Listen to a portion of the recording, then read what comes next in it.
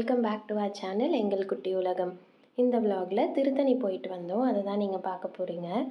நாங்கள் சாட்டர்டே அன்னைக்கு காலையில் வீட்டில் இருந்தே ஒரு 5:30-6 போல் கிளம்பிட்டோம் திருத்தணி போகிறதுக்கு. அங்கே தூரமாக தெரியுது பார்த்தீங்களா, அதுதான் திருத்தணி கோவிலோட கோபுரம்.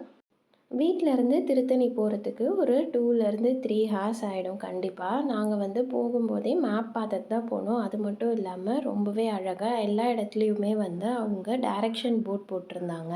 அது ரொம்பவே யூஸ்ஃபுல்லாக இருந்துச்சு எங்களுக்கு.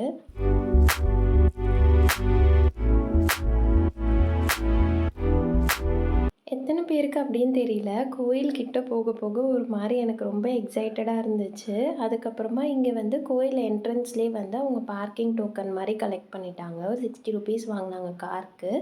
அதுக்கப்புறம் அங்கேருந்து நம்ம கோயில் மேலே கார்லேயே போகும்போது ஒரு 1.7 கிலோமீட்டர் ஆகும் அப்படின்னு சொல்லி போட்டிருந்தாங்க. ஆக்சுவலாக அங்கே கார் பார்க்கிங்குமே மலைக்கு கொஞ்சம் மேலே வரைக்கும் போக அலோவ் பண்ணுவாங்க போல். எங்களுக்கு அது தெரியாது. நாங்கள் போகும்போதே எங்களை கொஞ்சம் கீழேயே ரீடைரக்ட் பண்ணிட்டாங்க.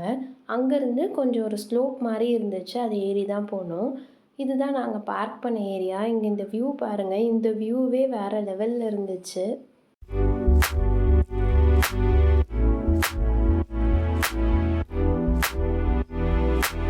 நாங்கள் கோயிலுக்கு ஒரு 8-8:30 போனதுனால நாங்கள் கூட்டம் இருக்காதுன்னு நினச்சி பொது தரிசனமில் போயிட்டோம். கடைசியில் பார்த்திங்கன்னா அங்கே நிறையவே கூட்டம் இருந்துச்சு.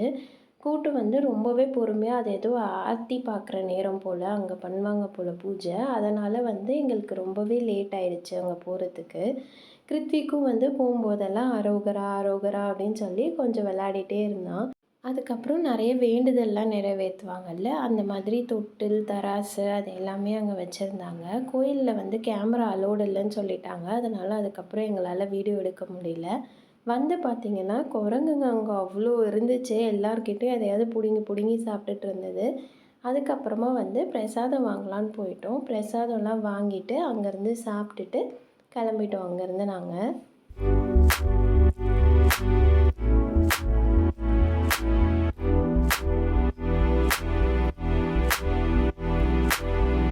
கோயிலேருந்து திருவள்ளூர் வழியாக தான் வந்தோம். வழியில் நாங்கள் லஞ்சுக்காக போன ஹோட்டல் தான் நித்ய அமிர்தம்.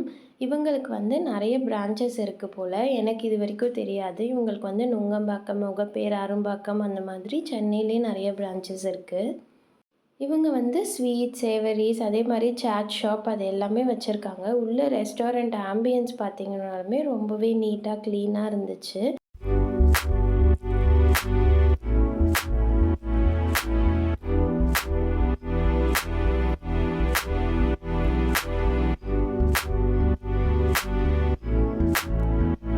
இப்போ நிறைய ஃபேன்சி ஸ்வீட்ஸ் இருக்குல்ல, பக்லவா அந்த மாதிரி நிறைய புது புது ஸ்வீட்ஸ்லாமுமே அவங்கக்கிட்ட அவைலபிளாக இருந்துச்சு. நாங்கள் சும்மா கொஞ்சமாக ஸ்வீட்ஸு, அதுக்கப்புறம் பாதாம் மில்க், பாசுந்தி அதெல்லாம் வாங்கினோம்.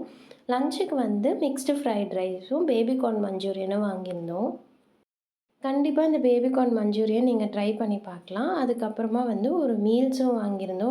மீல்ஸுமே எல்லாமே நல்லா இருந்துச்சு. ஒரு ஸ்வீட் இருந்தது, ரசம், தயிர், சாம்பார், கீரை கூட்டு, குழம்பு, அவியல், அப்புறம் ஒரு பொரியல். அது மட்டும் இல்லாமல் அப்பளம், மோர் மிளகா அது எல்லாமே கொடுத்துருந்தாங்க.